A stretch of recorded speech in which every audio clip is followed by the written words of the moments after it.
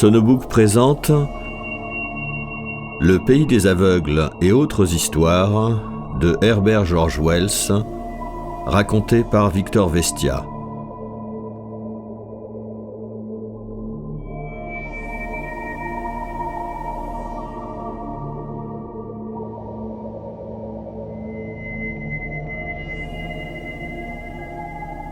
Le pays des aveugles. À plus de 300 miles du Chimborazo, à une centaine de miles des neiges du Cotopaxi, dans la région la plus déserte des Andes équatoriales, s'étend la mystérieuse vallée, le pays des aveugles. Il y a fort longtemps, cette vallée était suffisamment accessible pour que des gens, en franchissant d'effroyables gorges et un glacier périlleux, parvinssent jusqu'à ses pâturages. Et en effet, quelques familles de métis péruviens s'y réfugièrent, fuyant la cruauté et la tyrannie de leurs maîtres espagnols.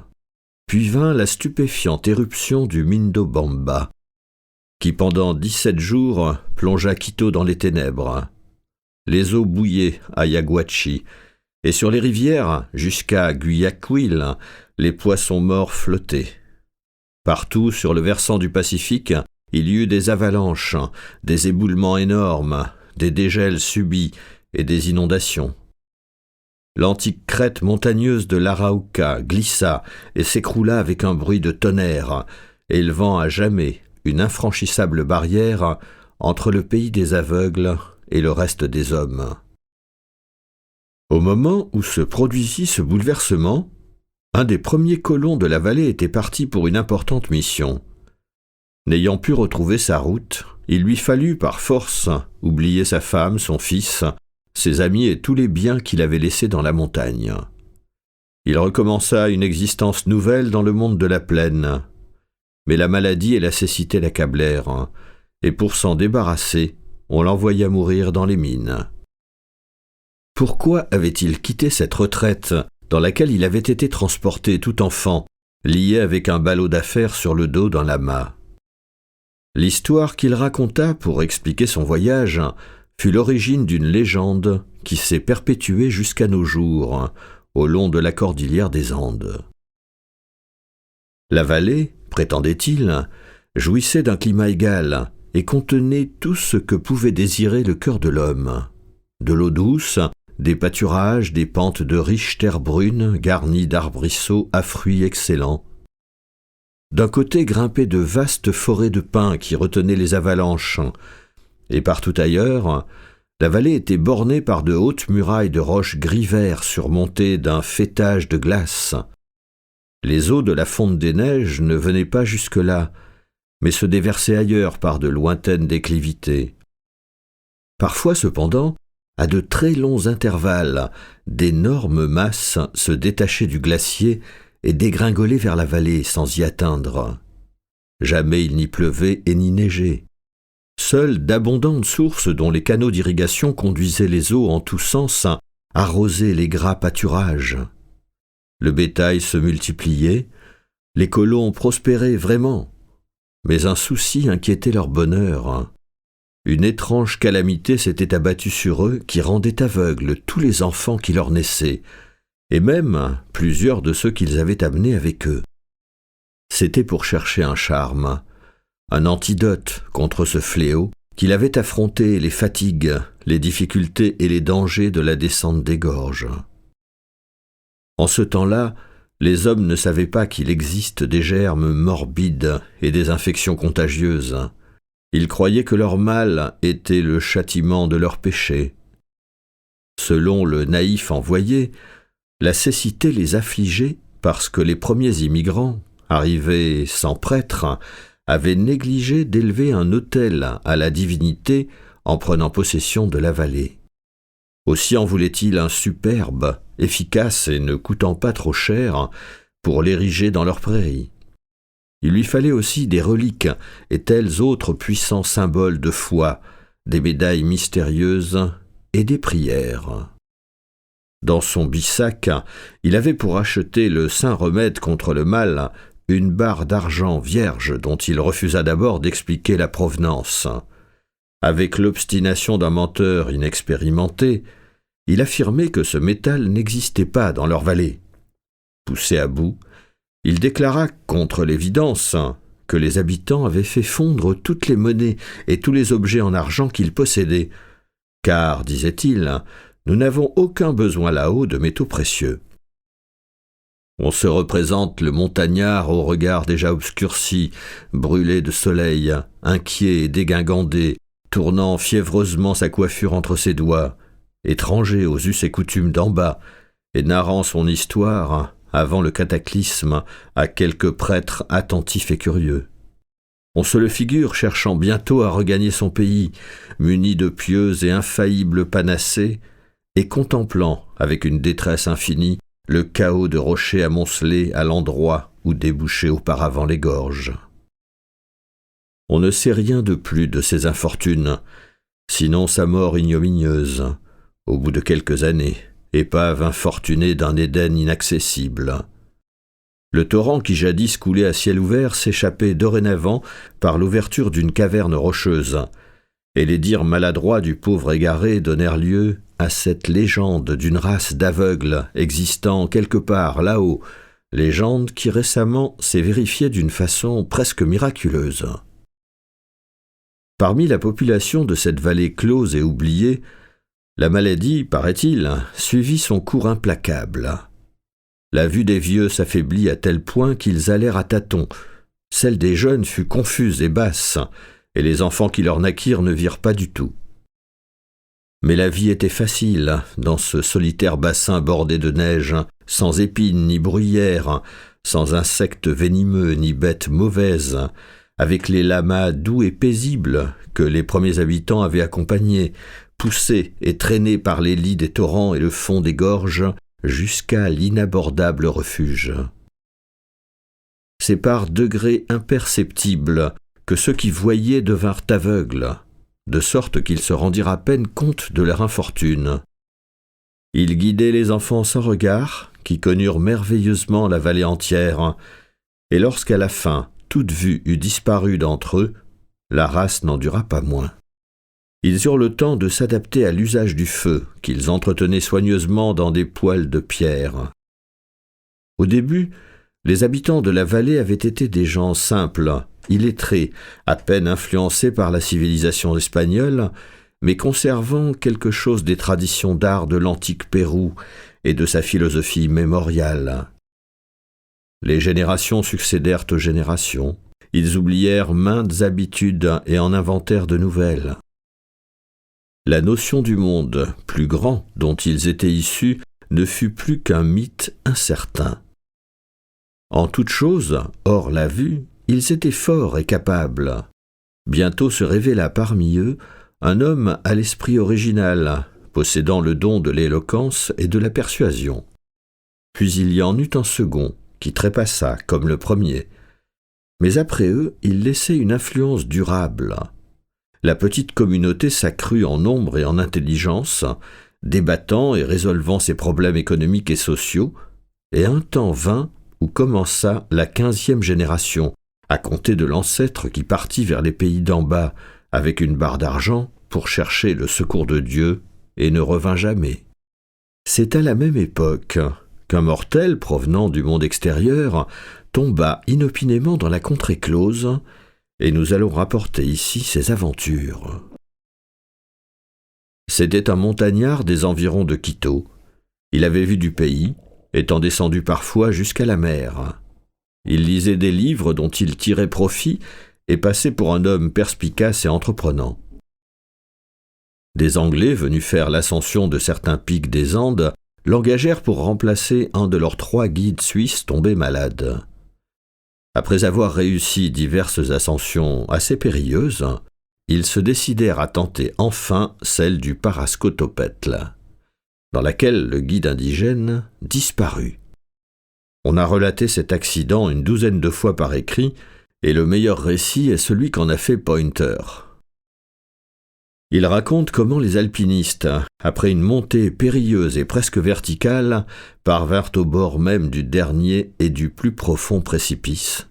comment ils édifièrent pour la nuit un abri dans la neige, sur un épaulement de rochers, et avec une réelle puissance dramatique, comment ils s'aperçurent soudain que Nunez n'était plus là.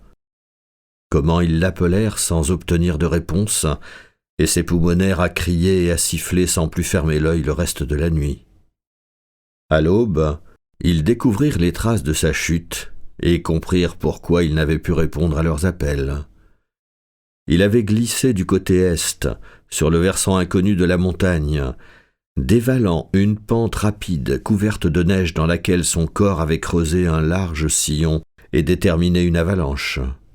Sa trace allait se perdre ainsi au bord d'un effroyable précipice, par-delà lequel on ne distinguait plus rien.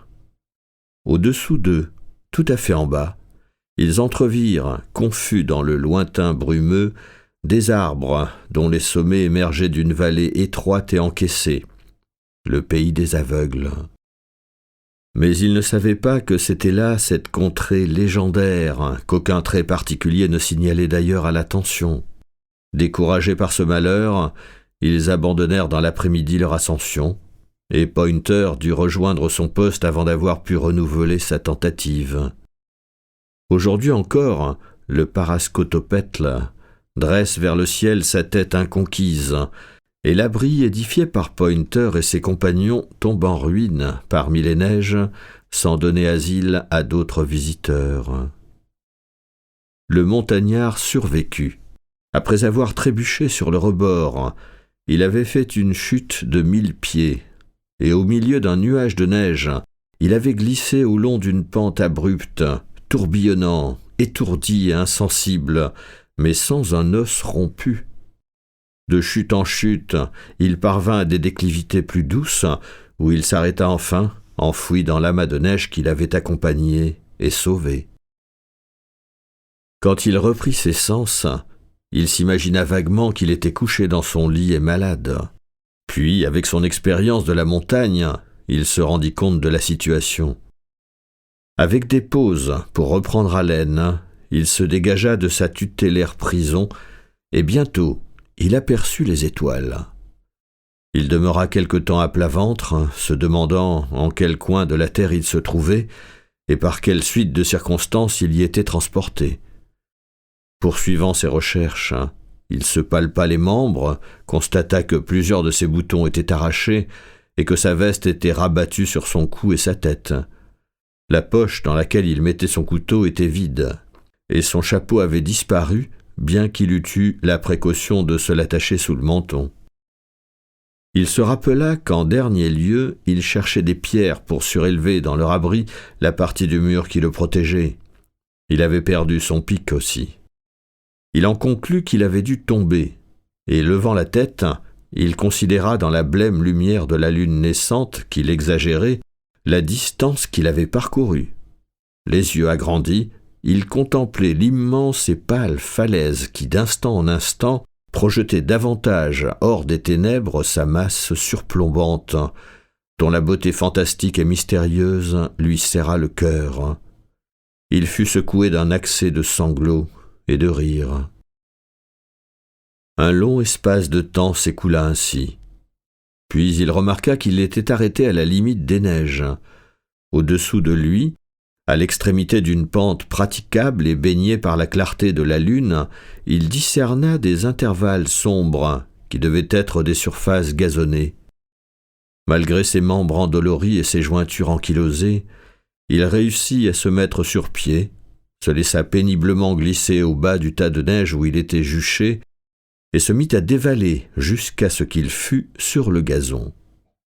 Arrivé là, il s'effondra auprès d'une roche, vida à longs traits le flacon qu'il tira de la poche intérieure de son gilet et s'endormit presque aussitôt. Le chant des oiseaux dans les arbres l'éveilla. Il s'installa sur son séant et chercha à se reconnaître.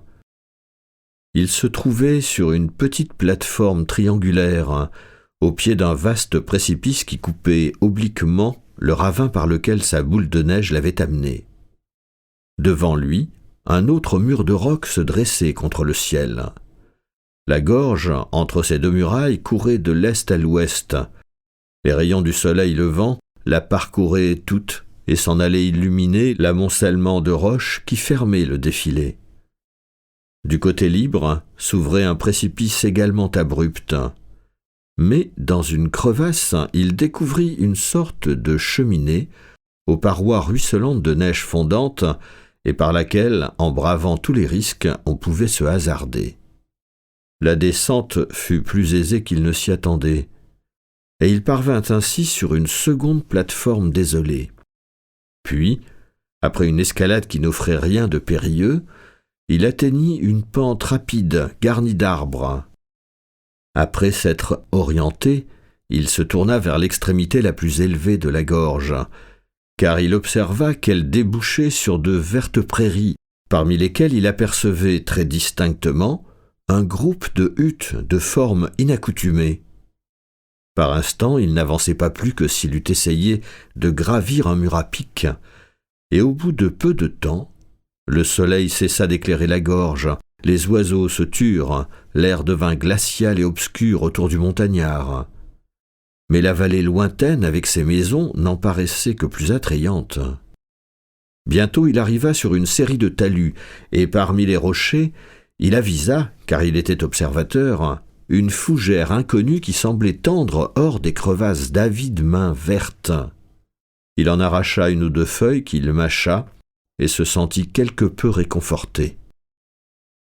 Vers midi, il avait enfin gagné le rebord supérieur de la gorge, et sous ses yeux s'étendait la plaine ensoleillée.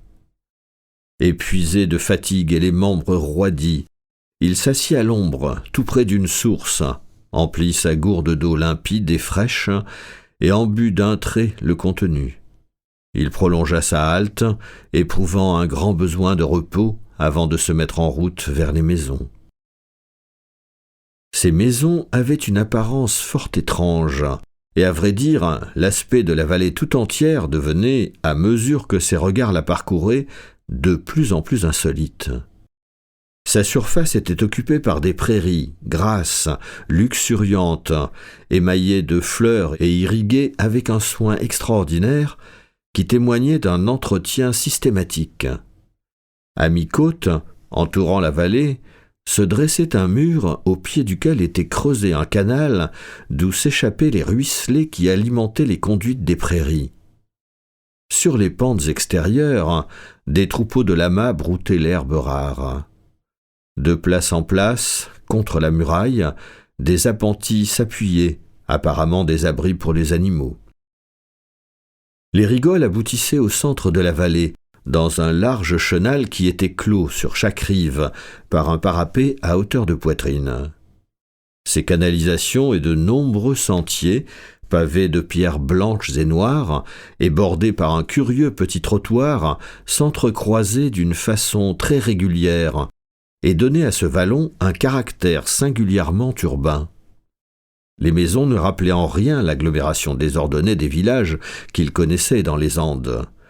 Elles étaient bâties en rang continu, de chaque côté d'une rue centrale dont la propreté était surprenante. Ici et là, elles étaient percées d'une porte, mais aucune fenêtre, aucune baie ne rompait la monotonie de leurs façades aux couleurs disparates. Des teintes bizarres les ornaient en un pêle-mêle étonnant. Elles étaient enduites d'une sorte de plâtre, parfois gris, parfois brun, et même ardoise ou noirâtre.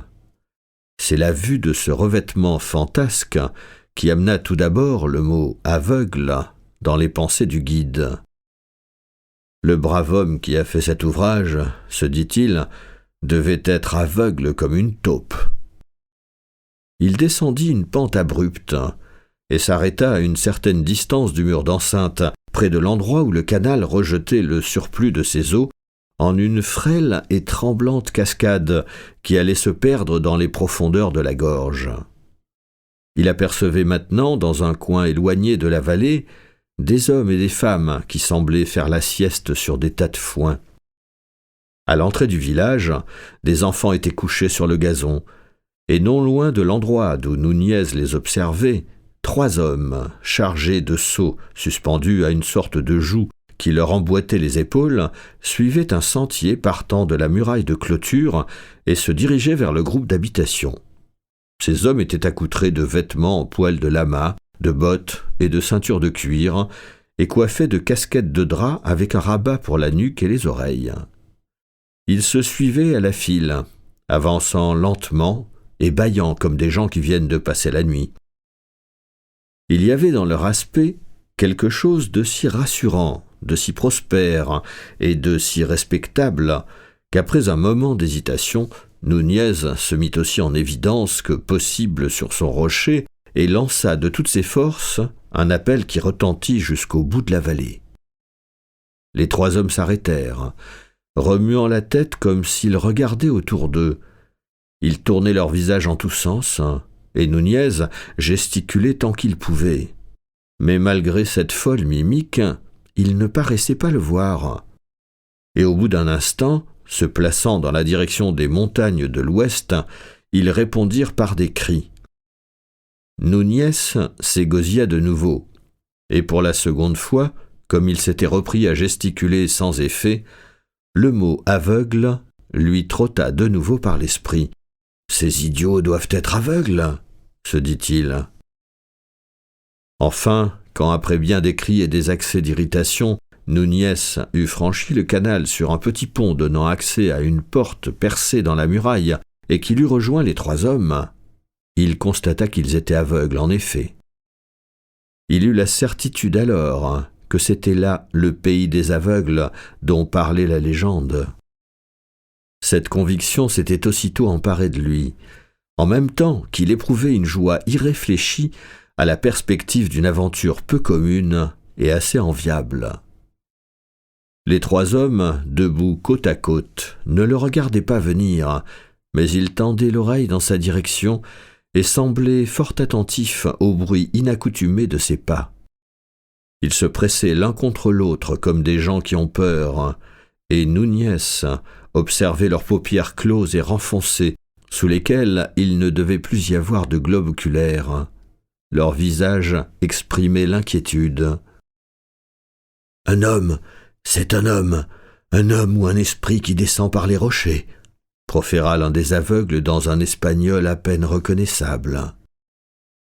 Nunez avançait du pas confiant de l'adolescent qui entre dans la vie. Toutes les vieilles histoires de la vallée ensevelie et du pays des aveugles lui étaient revenues en mémoire, et comme un refrain dans ses pensées, il se répétait le proverbe « Au royaume des aveugles, les borgnes sont rois ». Fort civilement, il les salua en les dévisageant avec curiosité. « D'où vient-il » ? Nous espérons que vous avez apprécié cet aperçu. Pour continuer à écouter ce livre audio sur Google Play Livres, utilisez le lien dans la description de la vidéo.